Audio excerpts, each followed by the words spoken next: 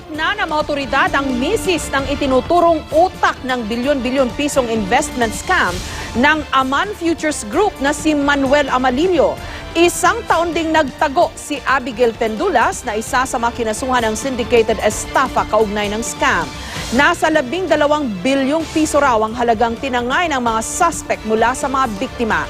Nahirapan daw ang mga pulis na matuntun si Pendulas dahil bukod sa pagpapalit ng pangalan, ang suspect nagparetoke pa.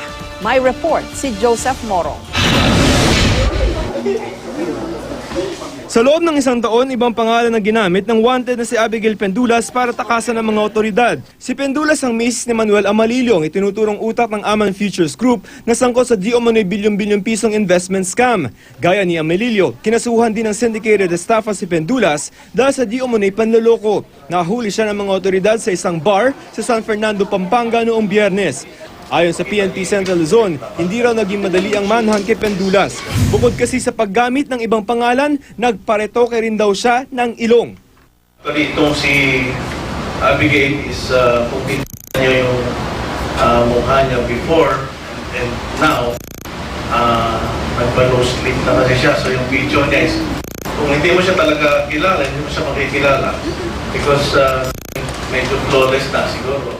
Hindi naman nagpa-unlock ng panayam si Pendulas na kasalukuyang nakadetain sa Camp Oliva sa San Fernando City. Nakatakda siyang i-turn over sa Korte sa Lanao del Norte kung saan inisyo ang warrant of arrest.